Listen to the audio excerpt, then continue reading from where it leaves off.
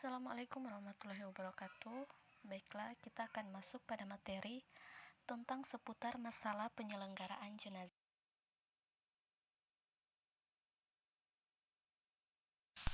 Berbicara seputar masalah kematian merupakan hal yang pasti. Cepat atau lambat ia pasti akan datang, dan semua makhluk hidup pasti akan mengalami mati. Karena kematian merupakan ketentuan Allah Subhanahu wa Ta'ala. Tidak ada seorang pun atau kelompok yang mampu menghindari kematian. Hal ini sesuai dengan firman Allah di dalam Quran Surat Ali Imran ayat 135 yang artinya, setiap yang bernyawa pasti akan merasakan mati, dan hanya pada hari kiamat sajalah diberikan dengan sempurna balasanmu. Barang siapa yang ia jauhkan dari api neraka dan dimasukkan ke dalam syurga, sungguh dia memperoleh kemenangan. Kehidupan dunia hanyalah kesenangan yang memperdaya. Adapun tindakan yang harus dilakukan saat menghadapi orang yang baru meninggal sebagai berikut. Yang pertama, mengatupkan matanya dan mengucapkan istira. Yang kedua, menanggalkan pakaian dan perhiasannya. Yang ketiga, membetulkan letak anggota tubuhnya. Yang keempat, membujurkannya ke arah kiblat. Yang kelima, membayarkan hutang-hutangnya. Dan yang keenam, menyegerakan pemakamannya.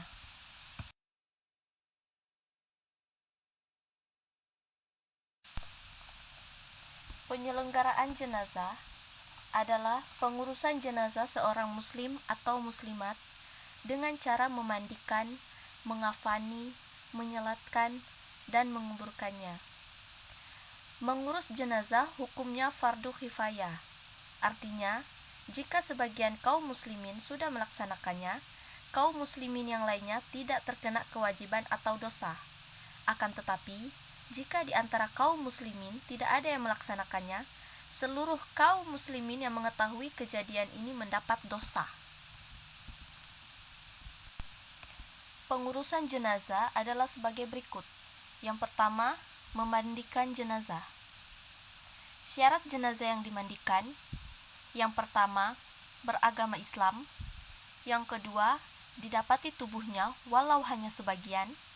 Yang ketiga, bukan karena mati syahid atau mati dalam peperangan membela agama Islam. Kemudian cara memandikan jenazah: yang pertama, jenazah dibaringkan di tempat yang lebih tinggi, terhindar dari hujan, matahari, dan tertutup, atau tidak terlihat kecuali orang yang memandikan dan mahramnya. Yang kedua, jenazah ditutupi kain agar auratnya tertutup. Yang ketiga, membersihkan kotoran dan najis yang melekat pada anggota badan jenazah. Mengeluarkan kotoran bagian dalam perut adalah dengan cara menekan-nekan bagian bawah perut dan mengangkat sedikit bagian kepala serta badan supaya kotoran yang mungkin ada dalam perut dapat keluar. Kemudian yang keempat, menyiram air ke seluruh tubuh badan secara merata dari kepala sampai ke kaki. Disunahkan 3 kali atau lebih, dengan mendahulukan anggota badan sebelah kanan dan lalu sebelah kiri.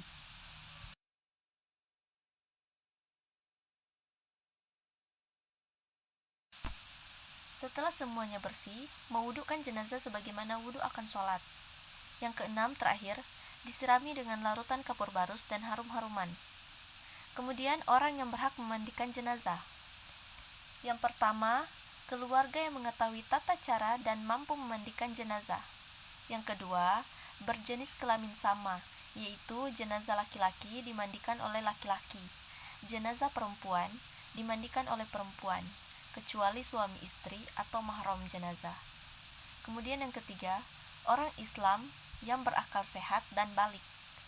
Yang keempat, dapat menjaga kerahasiaan jenazah atau amanah.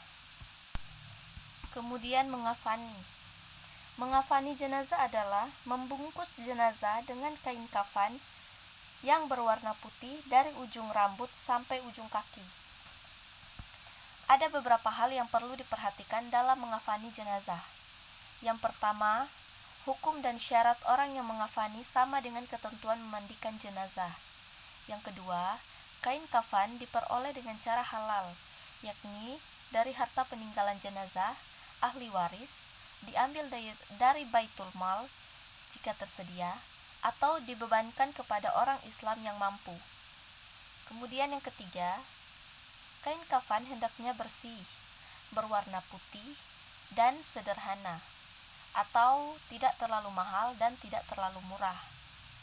Kemudian yang keempat, kain kafan minimal 1 lapis untuk menutupi seluruh tubuh. Baik jenazah laki-laki, sebaiknya dibungkus 3 lapis tanpa ditambah serban, sarung, kopiah, dan sebagainya. Adapun jenazah perempuan, sebaiknya 5 lapis, termasuk baju bagian bawah dan jilbab.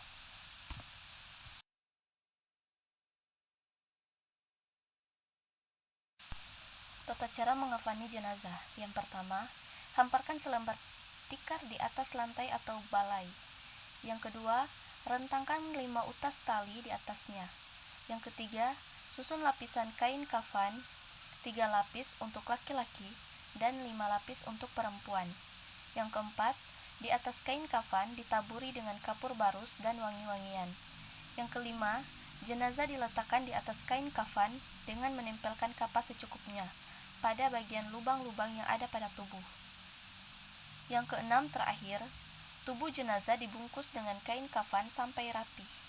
Kemudian, diikat dengan tali pada bagian ujung kepala, dada, perut, lutut, dan ujung kaki.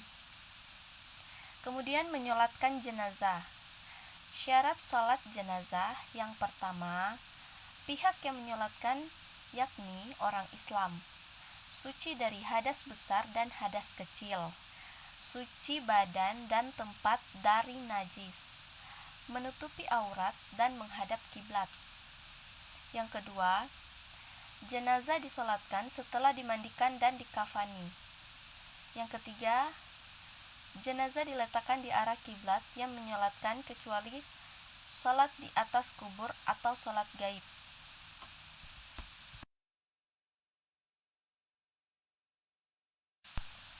Menguburkan jenazah. Tata cara menguburkan jenazah adalah sebagai berikut. Yang pertama, waktu.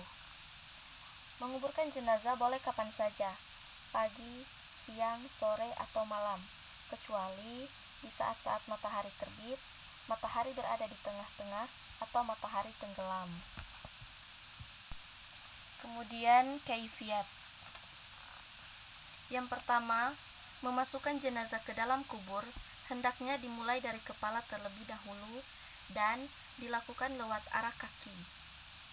Kemudian yang kedua, di dalam liang lahat, jenazah diletakkan dalam posisi miring di atas lambung kanan bagian bawah, menghadap kiblat, atau dengan memakai ganjal dari tanah atau batu. Kemudian yang ketiga, pipi dan kaki jenazah ditempatkan ke tanah dengan membuka kain kafannya. Begitu pula tali-tali pengikatnya turut dilepas. Kemudian yang keempat, setelah liang lahat ditutup, dianjurkan kepada pengantar untuk memulai menimbun kubur dengan memasukkan tanah 3 kali ke dalam kubur. Kemudian dilanjutkan penimbunan. Yang kelima, setelah selesai penguburan, diakhiri dengan doa yang isinya memohon ampunan dan keteguhan. Yang keenam, Rasulullah Shallallahu Alaihi Wasallam mengingatkan agar tidak membuat bangunan di atas kuburan tersebut, seperti diberi marmer atau batu pualam yang mewah dalam rangka memuliakan si mayit.